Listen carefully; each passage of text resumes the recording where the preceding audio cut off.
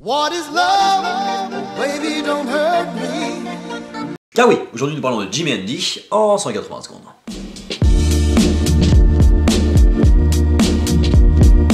Réalisé par Chris Smith et sorti le 17 novembre 2017, à travers son interprétation d'Andy Kaufman, Jim Carrey s'interroge sur le sens du métier d'acteur et plus largement sur le sens de la vie. Alors c'est un documentaire très métaphysique qui contient beaucoup, qui dit beaucoup aussi bien sur le métier d'acteur que plus largement sur le sens de la vie en général. De mon point de vue, je trouve que c'est une petite pépite parce que il est très métaphysique mais finalement très ressenti. C'est difficile de vous parler de ce film parce que je trouve que le réalisateur a très bien réussi par le making-of, par le questionnement de Jim Carrey à développer une réflexion plus qu'une dialectique. Et du coup en sortant du film, on se ressort vraiment en se posant des questions et en collaborant avec le point de vue de Jim Carrey, et c'est plutôt très très bien fait.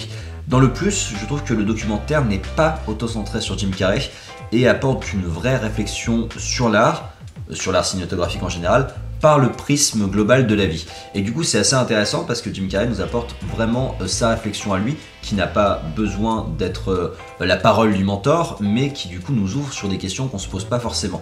Et que dans les autres aspects positifs, on peut craindre sur le début de l'aspect très gourou, très acting studio, très surjoué de Jim Carrey, parce qu'en fait, sur tout le début de ce making-of de film d'Andy Kaufman, Man of the Moon, on le trouve insupportable, Jim Carrey. On trouve qu'il en fait beaucoup trop, que c'est du surjeu, qu'il ne sort jamais du rôle d'Andy Kaufman, et que du coup, on a de la peine pour Milos Forman, pour Danny DeVito et compagnie. Et qu'en fait, là où le making-of est super bien fait, c'est qu'au fil du film, on est d'accord avec son point de vue, qu'on comprend ce qu'il fait, et que finalement on le pardonne, et que on n'est pas les seuls à le pardonner parce que le réalisateur, les autres acteurs rentrent aussi eux dans la marche. Alors ça a un aspect assez fou, assez what the fuck, assez trop, toujours trop, mais finalement pour ce que nous dit Jim Carrey, pour ce que le film doit dire et pour ce que l'acteur doit dire, j'entends par acteur Andy Kaufman, c'est parfaitement sensé. Et ce film ne s'explique pas, parce que quand on regarde des images, des extraits mis bout à bout, on se dirait Jim Carrey c'est juste un gros con et il fait juste chier son monde. Et en fait, par le développement du documentaire, on en finit par comprendre ça et on finit par le ressentir en fait.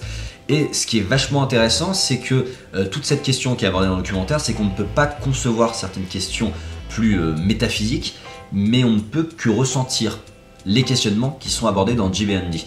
Et il y a par exemple la question du on joue toujours un rôle, et le rôle que l'on joue en société, c'est pas le moi, le vrai moi. Et Jim Carrey aborde cette question via ses films et via une extravagance qui est beaucoup plus montrée, mais que finalement on est tous des Jim Carrey en devenir, et que sa filmographie aborde ce genre de questionnement de bien belle manière à travers tous les films qu'il a fait, que ce soit The Mask ou beaucoup d'autres. Et top. Voilà pour ce documentaire, je reviens dessus un petit peu tard, mais comme je l'ai découvert récemment, et je trouve que c'est une vraie pépite qui parle du cinéma, mais aussi de la philosophie en général, et que en termes d'acteurs, moi j'ai trouvé que ça exprimait beaucoup de choses qui sont pas faciles à dire, et j'avais envie de revenir dessus et de vous faire un focus. Voilà, j'espère que ça vous a plu, je vous invite à liker, commenter, vous abonner, je vous donne rendez-vous très bientôt pour d'autres critiques ciné sur la page de Popcast.